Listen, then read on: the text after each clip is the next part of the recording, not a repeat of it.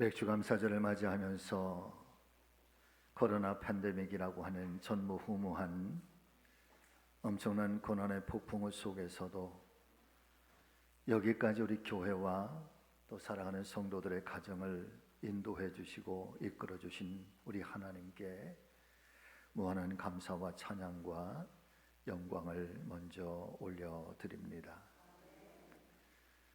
더불어 그런 어려움 속에서도 흔들리지 아니하고 오직 믿음 외에는 길이 없다는 심정으로 약속의 말씀을 부여잡고 기도하시면서 주님의 거룩한 교회를 굳건하게 지켜주시고 또 헌신해 주시며 사랑으로 섬겨주신 우리 성지교회 모든 성도님들께도 하늘의 큰 상급과 축복이 차고도 넘치는 맥주감사 절기가 되시기를 예수 그리스도의 이름으로 축원을 드립니다.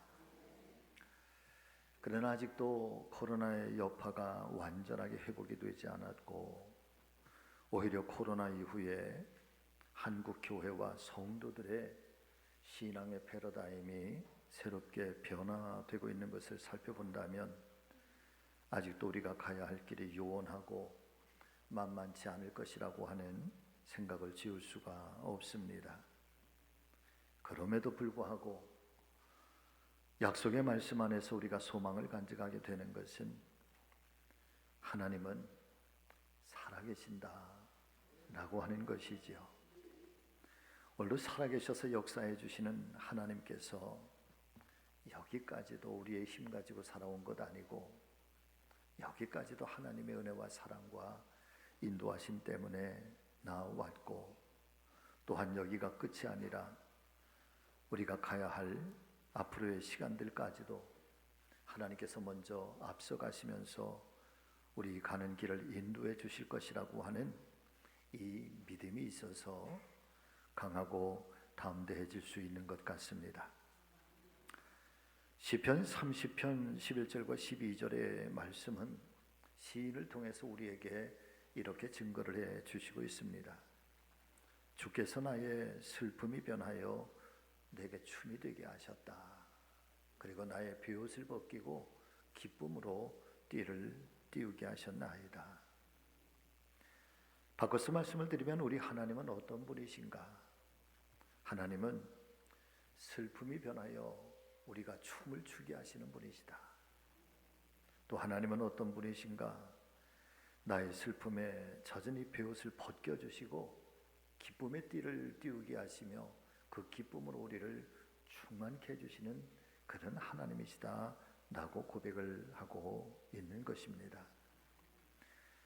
그러므로 사랑하는 우리 믿음의 가족 여러분, 오늘 아침 맥주감사절을 맞이하면서 이 종이 여러분들을 축복하며 기도하는 것은 우리 모두에게 혹여나 지난 시간들에 슬픈 일들이 있었다고 한다면 그 슬픔이 변하여 춤을 추게 되시는 복된 가정들, 복된 인생이 되시기를 예수님의 이름으로 축복합니다.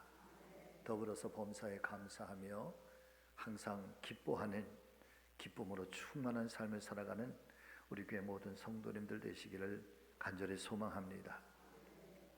오늘부터 시작되는 후반기 또 지난 세월도 감사하고 아직 우리에게 이루어지지 않은 날들이지만은 그러나 여전히 하나님께서 우리에게 선하게 역사해 주시고 우리를 이끌어 주실 것을 미리 감사드리면서 오늘 맥주감사절 예배가 큰 은혜가 되시기를 바라고 오늘 말씀의 제목을 이렇게 정해 보았습니다. 여러분 같이 하십니다. 후회 없는 인생을 살아야 됩니다. 후회 없는 삶을 살아야 합니다. 네. 말씀의 제목처럼 후회 없는 인생이 아니라 조금 울리는데 조금만 잡아주세요. 네. 후회 없는 인생이 후회 많은 인생이 아니라 후회 없는 인생 되셔서 후반기에는 더욱더 복되시기를 예수님의 이름으로 축복합니다. 어떻게 살면 후회 없는 인생을 살아갈 수 있는 것일까?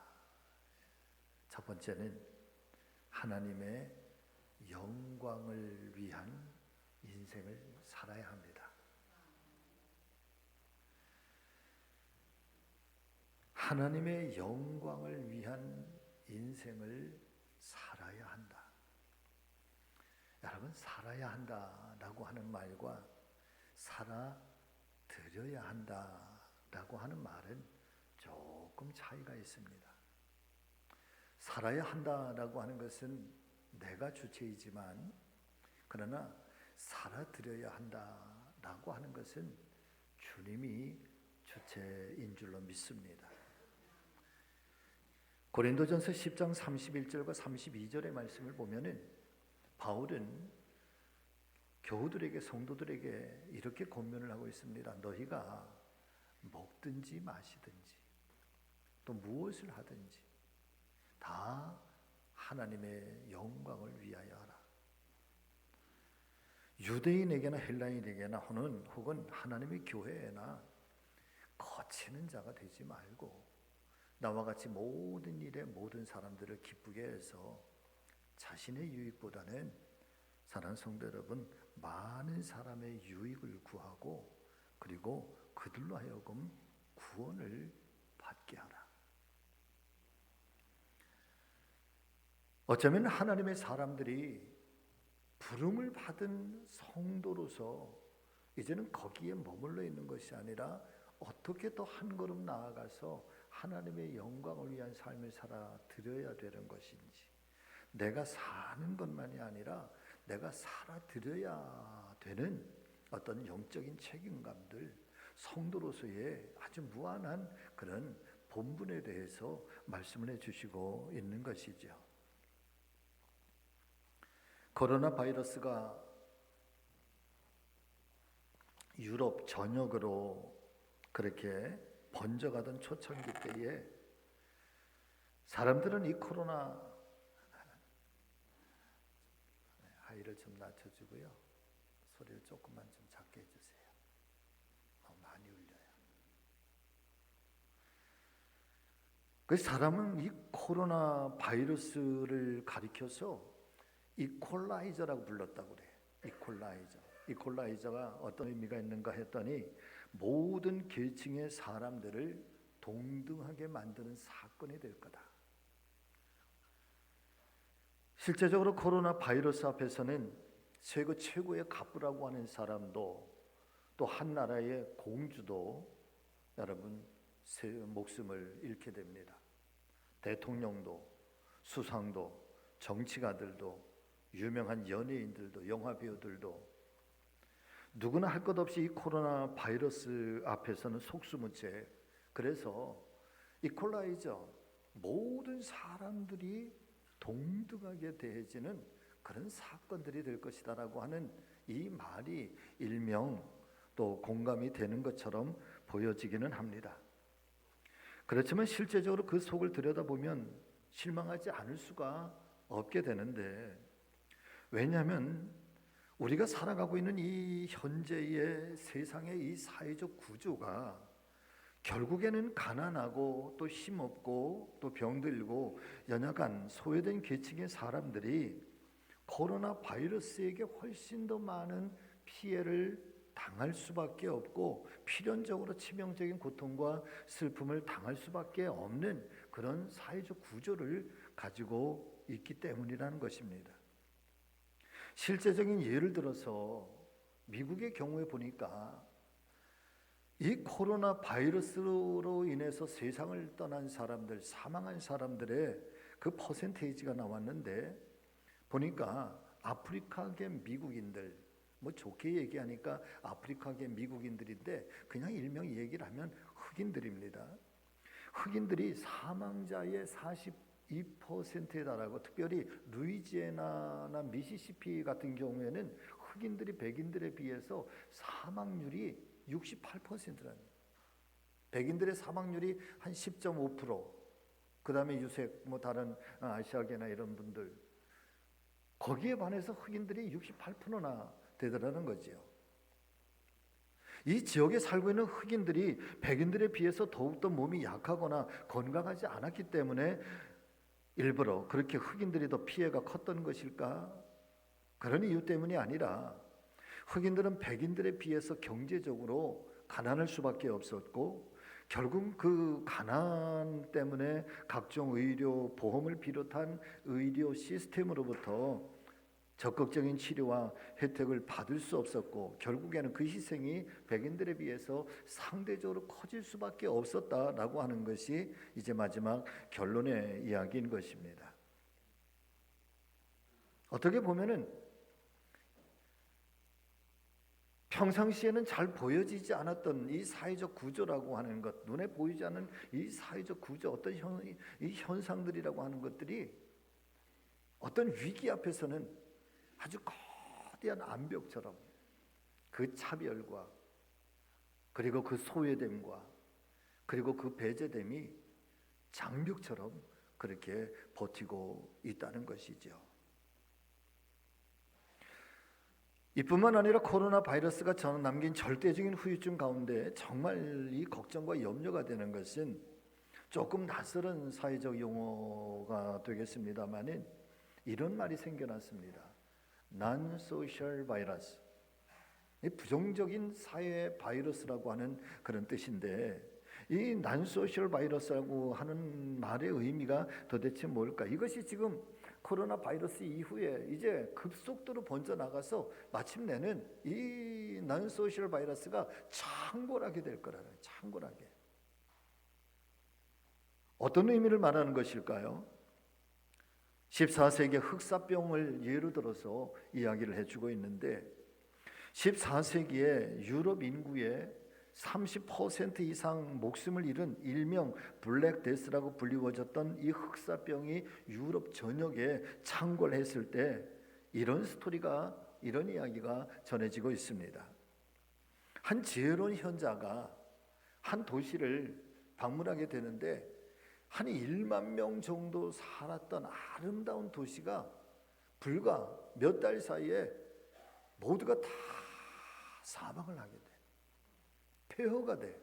처참하게 죽음의 도시가 돼버리는 거예요. 그래 현자가 그 도시에 갔는데, 그 도시의 입구에서 누구를 만나는가 하면 이 흑사병 종자를 만나게 돼요. 그래서 이 현자가 그 흑사병의 종자에게 책망을 하지요. 너는 도대체 어떤 수단과 어떤 방법을 썼길래 이 아름다웠던 도시의 1만 명의 사람들이 이렇게 무참하게 죽임을 당하게 되었는지, 이렇게 처참한 어둠의 도시가, 죽음의 도시가 되었는지, 그러면서 책망을 하니까 이 흑사병이 그 현자에게 이렇게 대답을 합니다. 저는 단지 질병으로 300명만을 죽였을 뿐입니다. 300명만을 죽였을 뿐입니다. 그런데 이 질병이 생겨나기 시작하면서 사람과 사람들 사이에 공포가 일어나고, 가장 먼저 차별이 일어나고, 배제가 일어나고, 소외가 일어나고, 미움이 일어나고, 분노가 일어나고, 갈등이 일어나고, 그러면서 서로가 서로를 그렇게 죽이더이다. 저는 300명만을 죽였을 뿐이지만은 그들은 공포에 질려서 서로를 외면하고 미워하고 혐오하고 방치하면서 자기들 스스로 이 아름다운 도시를 저렇게 만들더군요. 그러니까 한마디로 말씀을 드리면, 질병 때문에 세상이 망하는 것이 아니라, 사랑하는 성도 여러분, 그 질병 속에서 그동안에는 이 사람들의 내면 속에서 감추어 있었는데 드러나지 않았던 그런, 이때 표현으로는 사단의 형상 곧 죄의 발톱이라, 이런 표현을 썼어요. 그러니까 그동안에는 감추어져 있었던, 드러나지 않았던 이 사단의 형상들, 내면 속에 감춰져 있었던 이 죄의 발톱들이 드러나기 시작하면서 혐오와 배제, 차별과 소외, 미움과 갈등 등을 통해서 통제되지 않는 분노를 서로가 표출함으로, 이 단어가 굉장히 의미가 있어요. 통제되지 않는 분노가 무차별적으로 폭발한다는 거예요. 그러면서 그 분노와 통제되지 않은 이 분노가 누군가를 향해서 어느 날 갑자기 이유도 없이, 그러면서 함께 어려움을 극복하고 함께 행복을 추구하고 함께 평화의 삶을 살아가야 할 이 세상이 무참하게 무너지게 된다는 것입니다. 마치 코로나 바이러스가 대상을 가리지 아니하고 여러분 무차별하게 감염되고 고통스럽게 하는 것처럼 이제는 사람들 스스로가 인종을 넘어서고 종교를 넘어서고 계층과 직업과 성별을 넘어서서 상관없이 타인을 향하여 그런 무차별적인 원망과 불평, 미움과 분노를 수시로 폭발하면서 오롯이 나만 살면 된다, 내 가족만 살면 된다고 하는 그런 아주 질이 낮은 공격적인 삶을 살아가게 된다. 이것이 14세기에 흑사병이 유래했을 때 여러분 나타난 그 현상이고, 그래서 질병보다도 질병 이후에 나타난 사회적 구조, 사회적 부조리, 여러분 그런데 이 14세기의 이야기가 여러분 요즘 우리가 종종 경험하고 있는 우리 사회에서 뉴스거리로 나타나고 있는 이런 현상들하고 일맥상통하지 않습니까?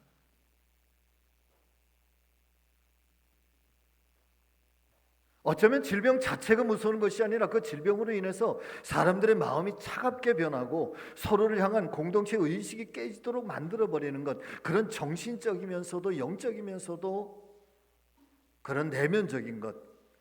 여러분 그래서 코로나 바이러스는 잠깐이었지만은 코로나 바이러스 이후에 찾아오는 이 부정적인 사회적 바이러스가 훨씬 더 무서운 바이러스가 될 수밖에 없을 것이라고.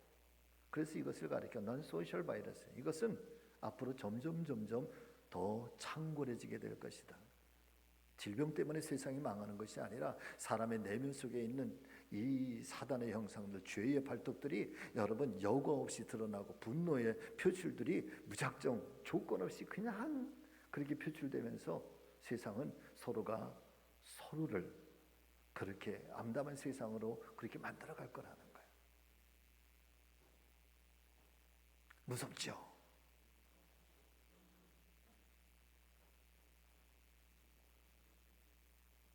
말씀을 준비하면서 깨닫게 되는 것이 바로 이거예요.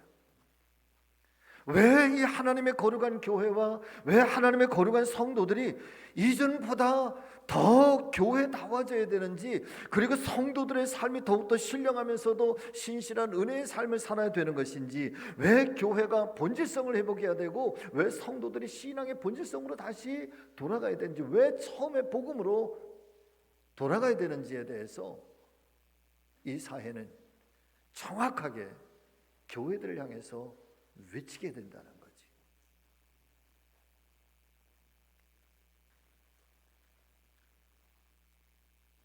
믿음의 성도 여러분, 간절히 소망합니다. 저와 여러분들은, 특별히 우리 성지교회 모든 성도님들은 세상 사람들이 평가하기를 여러분 같이 하십니다. 너희들은 우리와 다르다. 아멘. 세상 사람들이 말하기를 너희는 우리와 다르다. 너희는 우리와 살아가는 삶의 방식이 다르구나. 너희가 추구하는 삶의 가치들, 그리고 너희가 살아가는 그 삶의 모습들은 분명히 뭔가 우리와는 좀 다르다. 교회가 희망이다. 그래서 교회가 이것을 놓치고 오늘 사랑하는 성도들이 이 땅의 삶을 살아가면서 그렇게 성도로서의 자리, 교회로서의 자리, 역할, 그 본연의 모습, 그 순리를 잃어버리고 사니, 여러분 교회가 세상과 다르지 아니하고 성도들이 세상과 다르지 아니하고 너희는 우리와 좀 달라야 되지 않느냐? 라고 하는 그런 질타를 우리가 듣게 되는 것은 아닐까요? 적어도 우리가 나라와 민족을 새롭게 변화시키는 어떤 거대한 인물들은 아니지만은, 그러나 작게는 내가 살아가는 내 삶의 그 영역 안에서만큼은 여러분 누구에게나 인정받고 존경을 받으시면서 세상 속에서 빛과 소금이 되시는 그런 믿음의 우리 성지 가족들이 되어 주시기를 간곡하게 부탁을 드립니다. 후회 없는 인생은 우리가 어떻게 살아낼 수 있는가? 하나님의 영광을 위한 그런 삶을 가려고 애쓰는 거죠. 오늘 본문의 말씀은 이렇게 우리에게 증거를 해주시고 있습니다. 에베소서 4장 21절 이하 24절의 말씀인데 여러분 같이 읽어보시죠. 너희는 육체의 욕심을 따라 썩어져가는 구습을 쫓는 옛사람을 벗어버리고 오직 심령으로 새롭게 되어 하나님을 따라 의와 진리의 거룩함으로 지으심을 받은 새 사람을 입으라. 아멘. 이 말씀을 조금만 더 우리가 깊이 묵상해 보면은 여러분 이런 깨달음을 얻게 됩니다. 저와 여러분들은 예수 그리스도를 영접하고 우리가 신앙의 길에 들어서게 되면서 우리는 옛사람의 모습을 자꾸만 벗어버리려고 무한히 애를 씁니다. 옛사람의 습관도 버리려고 하고 우리가 가졌던 나의 아주 못된 버릇들, 못된 습관들 그런 것들 우리가 좀 새롭게 자꾸 변화시켜서 좀 더 성화된 삶을 살려고 애를 쓰지요. 그러니까 우리가 예수를 믿는 것, 예수님을 영접하는 것, 교회를 다니는 것, 신앙생활을 하는 것 이것이 구습을 쫓는 옛 삶의 모습을 벗어버리는 것이었다고 한다면 그렇다고 한다면 이번에는 거기에 머물러 있는 것, 거기가 끝이 아니라는 거예요. 이제는 한 걸음 더 나가서 의와 진리의 거룩함으로 지으심을 받은 새 사람을 입으라. 여러분 의의 삶을 사는 것이고 한 걸음 더 나가서 진리가 나를 통해서 증거되고 진리가 나를 통해서 세상 속에 보여질 수 있도록 새 사람의 옷을 입고 살아가는 이것이 진정한 제자의 길이고 이것이 진정한 성화의 삶인 거죠.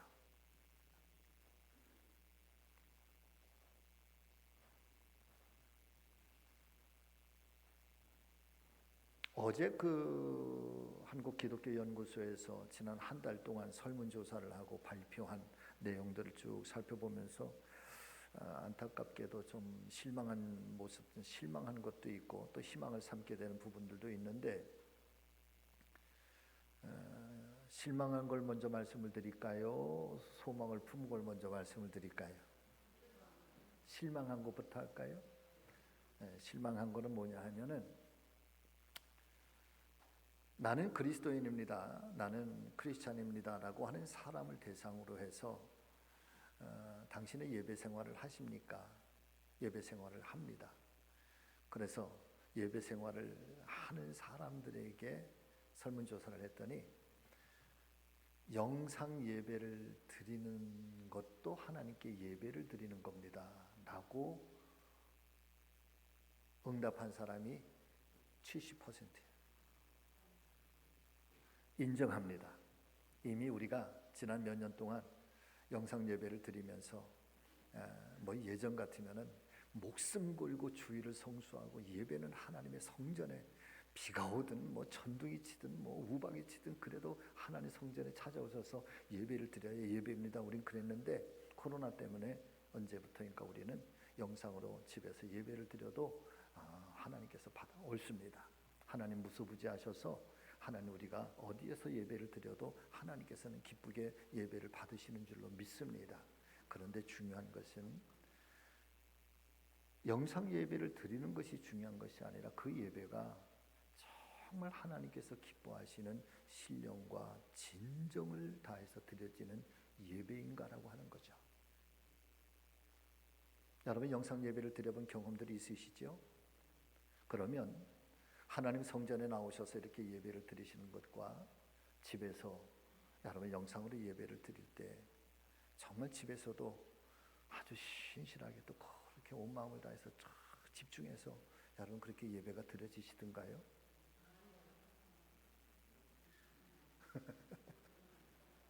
저도 고백을 하나 할까요?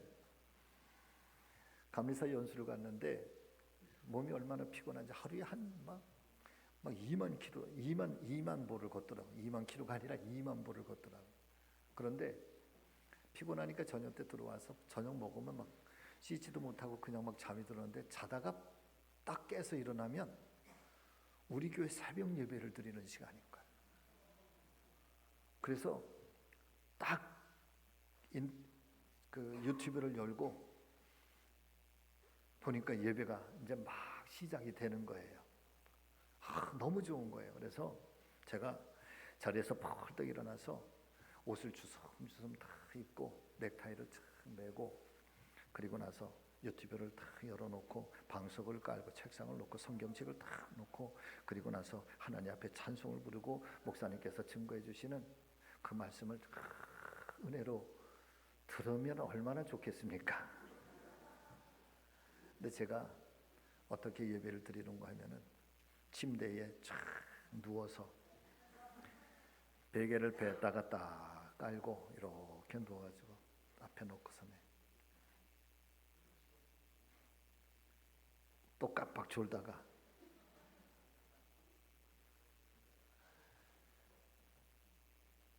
저는 영상으로 예배를 드린 게 아니라 예배를 받습니다.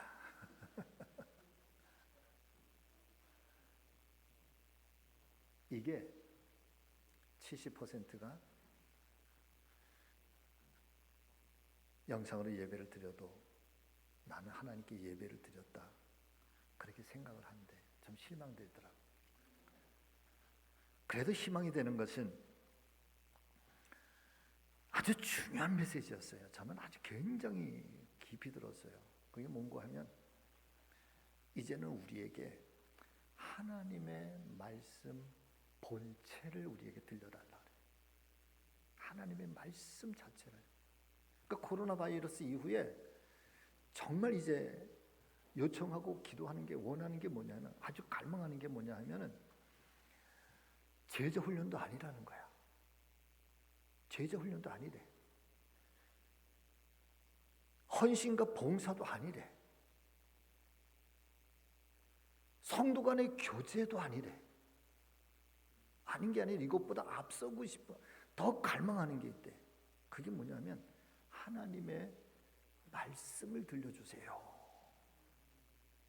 철학적이지 않아도 좋고요. 그 다음에 굉장히 유창한 설교가 아니어도 괜찮대. 그냥 단순하게 성경의 이야기를 들려주세요. 말씀을 들려주세요. 그러더라고요. 할렐루야.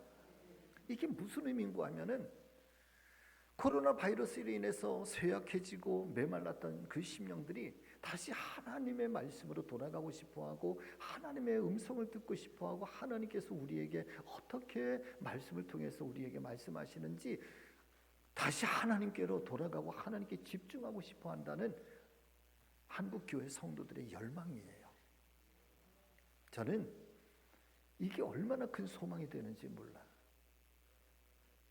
그러면서 간절히 소망하고, 우리 교회도 여러분 이런 믿음의 신앙생활을 다시 한번 우리가 해보겠으면 좋겠다 하는 바람에 5가지를 좀 말씀을 드리려고 그래요.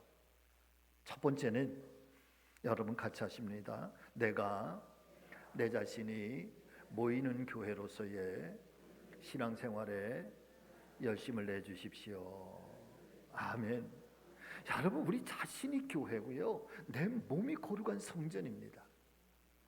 그래서 우리가 코로나 바이러스로 말미암아서 그동안 모이지 못했다고 한다면, 특별히 내가 하나님 앞에서의 모이는 교회로서의, 모이는 성전으로서의, 그래서 내 안에서 믿음이 쇠약해지고 내 삶이 연약해졌다고 한다면, 다시 한번 모이는 교회 자체로서의 하나님의 거룩한 성전에 우리가 예배를 회복하고 하나님 앞에 영광과 찬양을 올려드리고, 그리고 우리에게 선포되는 하나님의 말씀을 들으면서 여러분 우리의 영혼이 그렇게 살아나고 회복될 수 있기를 예수님의 이름으로 축복합니다. 왜 그렇습니까? 교회는요, 모일 때 역사가 일어나요. 할렐루야. 교회는 모일 때 역사가 일어나요. 두 번째는 모이는 교회를 넘어서 이제는 내가 흩어지는 교회로서의 내 삶과 내 신앙에 그런 거룩함이 있게 되시기를 예수님의 이름으로 축원을 드립니다. 여러분, 내가 살아가는 자리가 선교의 현장입니다. 내가 교회잖아요. 내가 성지교회예요. 내가 거룩한 성전이에요. 내가 예수의 몸이라고요. 그래서 내가 살아가는 내 삶의 자리에 흩어진 교회로서의 내 삶과 내 신앙을 통해서 여러분 세상 속에서 예수를 보이라는 거야. 그리스도를 보이고 복음을 보이라는 거지.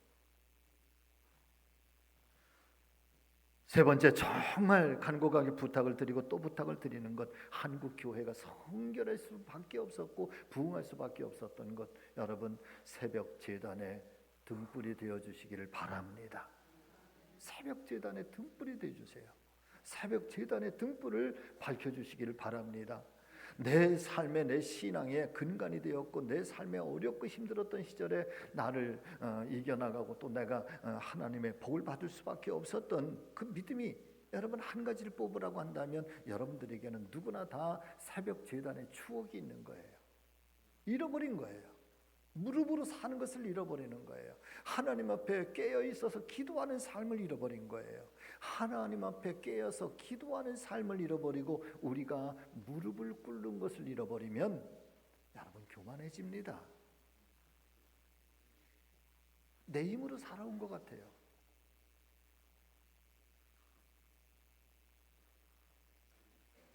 네 번째, 예수님의 향기와 편지가 돼서 섬김과 나눔의 삶을 여러분 아름답게 실천하며 그렇게 주님의 모습을 드러낼 수 있기를 바라고, 다섯 번째, 여러분 같이 하십니다. 우리 교회를, 성지교회를 주님 십자가의 보혈로 하나된 거룩한 사랑과 교제가 살아서 숨쉬는 생명 공동체, 유기적인 생명 공동체로 여러분 교회를 잘 갖고 주시기를 바랍니다. 여러분이 이 교회를 갖고 가기에는 절대적인 희생이 필요해요. 정말 겸손이 필요해요. 정말 낮아지려고 하고 남을 높이려고 하는 그런 존중감이 필요해요. 이것이 코로나 이후에 이 사회가 이 non-social 바이러스로 이 부정적인 생각들, 부정적인 마음들, 감추어져 있던 죄의 발톱들이 아주 무차별하게 통제되지 않은 분노로 폭발해가는 그런 시대 속에서도 그나마 교회가 세상을 바꿔가고 그나마 교회가 세상을 아름답게 세워가려고 하는 그런 아주 신실한 몸부림이 될 겁니다. 이것을 교회가 다시 찾아야지.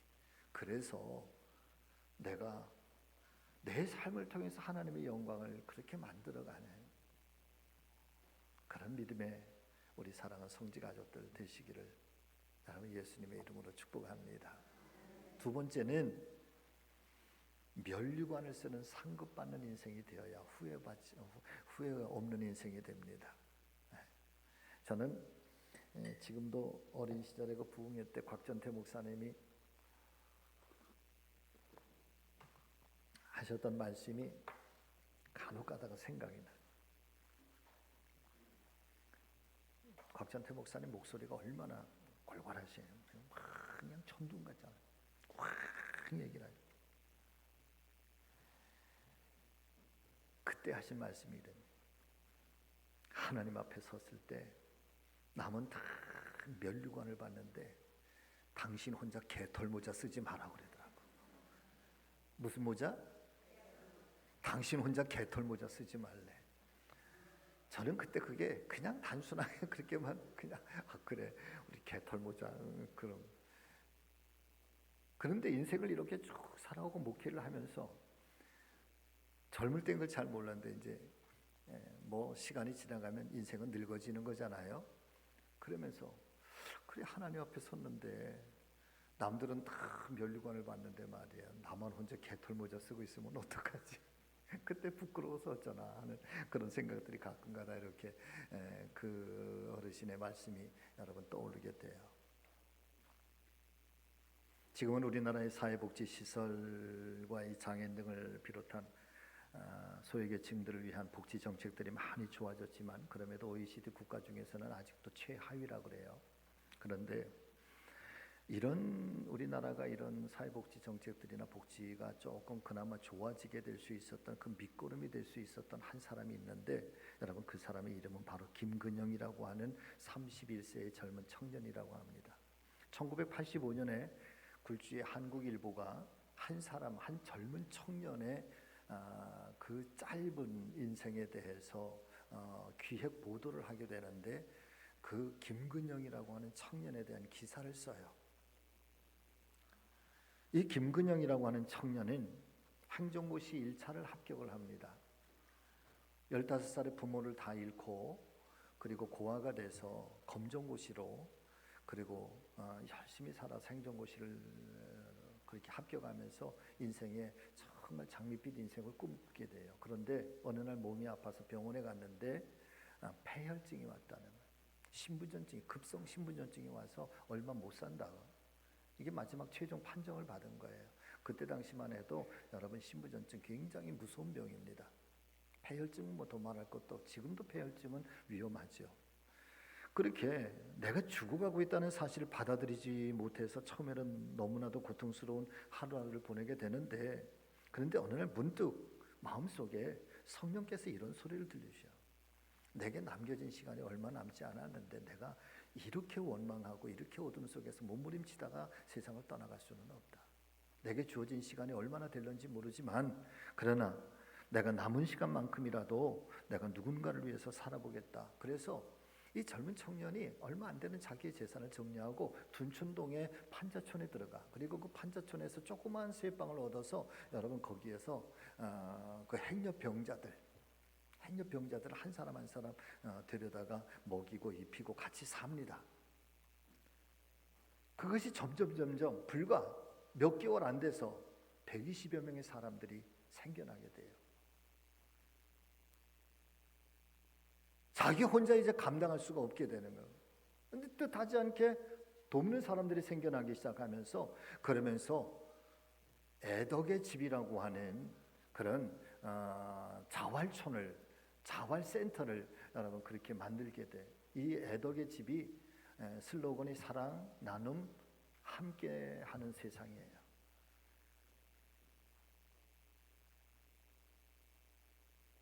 어쩌면 세상을 원망할 수도 있고 억울하다고 할 수 있는데 그 남은 생애를 고통당하고 있는 그런 사람들을 위해서 살다가 불과 몇 년 안 돼서 그의 31살 짧은 인생을 마치게 됩니다. 그가 세상을 떠난 후에 여러분 지금 그 애덕의 집 사진 좀 띄워봐 주실래요? 이건 지금 뭐 한 몇 군데 애덕의 집이에요. 지금은 전국에 곳곳마다 도시마다 애덕의 집이 다 있어요. 제주 애덕의 집, 대구 애덕의 집, 부산 애덕의 집, 인천 애덕의 집, 청주 애덕의 집. 특별히 장애인들을 대상으로 갈 곳 없는 사람들. 그래서 어쩌면 대표적으로 한국에서 음성의 꽃동네와 더불어서 한국의 대표적인 사회복지센터로 이 애덕의 집이 지금 큰 일을 하고 있습니다. 천주교에서 캐톨릭에서 운영을 하고 있지요. 자, 그때에 이 한국일보가 이 31세의 짧은 생애를 마치고 세상을 떠난 이 김근영이라고 하는 청년을 그렇게 기획 보도를 하면서 여러분 그때 그 신문 기사에 머리글로 타이틀을 삼은 그 제목이 이런 제목이에요. 여러분 같이 해보실까요? 이 사람이야말로 작은 그리스도였습니다. 할렐루야. 그러면서 우리 시대에 어둠을 밝히는 별이 되었다. 그렇게 이야기를 끝내요. 사랑하는 성도 여러분, 저와 여러분들은 왜 예수님을 믿고 있는 것일까요? 내가 예수님이 될 수는 없지만은 그러나 나도 예수님처럼 살고 싶어서 우리가 예수 믿는 것 아닐까요? 신앙생활을 하고 예수님을 믿고 따라가는 것, 우리 모두가 세상 속에 작은 예수가 되고 작은 그리스도가 되어서 하나님께서 기뻐하시는 참된 제자가 되고자 하는 신앙의 노력들이신 줄로 믿습니다. 그래서 나의 연약함을 넘어 하늘의 신령한 은혜 그리고 주님의 말씀을 갈망하면서 주님, 나도 주님처럼 살게 해주세요. 나도 주님 가신 길 믿음으로 따라갈 수 있도록 나에게 힘과 능력을 덧입혀 달라고 오늘도 우리는 기도하고 있는 줄로 믿습니다. 그래서 이 말씀을 가만히 묵상하면서 깨닫게 되는 것은, 사랑하는 성도 여러분, 사도 바울이 내가 선한 싸움을 싸우고 나의 달려갈 길을 마치고 믿음을 지켰으니 이제 후로는 나를 위하여 의의 면류관이 예비되었도다 라고 하는, 이 의의 면류관이라고 하는 것이 황금의 면류관이 아니구나라고 하는 것을 깨닫게 돼요. 우리는 예수님을 믿고 믿음으로 충성하고 하나님 앞에 헌신된 삶을 살면서 내가 마땅하게 하나님 앞에 서면 많은 사람들 앞에서 주님께서 나에게 휘황찬란한 황금의 큰 면류관으로 내 머리에 씌워주실 거야 라고 하는 그런 소망을 가지고, 그 믿음을 가지고 우리는 오늘을 이겨나가고 오늘의 믿음을 인내하면서 나갑니다. 그런데 이 말씀을 가만히 묵상하고 그 다음에 이 말씀을 준비하면서, 어쩌면 바울이 이야기하고 있는 의의 면류관이라고 하는 것은 황금으로 찬란한 면류관이 아니라, 그것은 바로 우리가 주님 앞에 섰을 때 주님께서 내가 예수구나, 내가 그리스도였구나, 우리를 의롭다 인정하셔서 우리의 머리에 면류관을 씌워주시는 것이, 여러분, 그것이 의의 면류관이 아닐까, 제 마음에 그런 고백이 들어요. 할렐루야.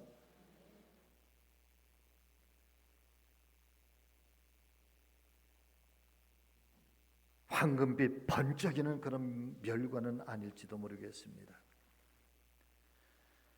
그러나 어쩌면 우리 모두가 그리스도인으로 살아가시면서 내게 주어진 이 생애를 모두 마치고 주님께 돌아가게 됐을 때 나의 이마에도 내가 예수라고, 내가 그리스도라고 여러분 이 이름이 붙어 있어서 주님께서 우리에게 상급의 면류관을 주신다고 한다면, 이 의의 면류관을 여러분 다 받으시는 저와 여러분 모두가 되시기를 예수님의 이름으로 축복합니다. 축복합니다. 그래야 후회가 없어요. 열심히 살아, 최선을 다해서 살았다고 자부해. 그런데 얼마나 많은 사람들이 나는 내 인생을 잘못 살았다고 후회하고 눈물 흘리고 탄식하는지 몰라요. 후반기가 시작이 됩니다. 여기까지도 하나님의 은혜로 살아오셨잖아요.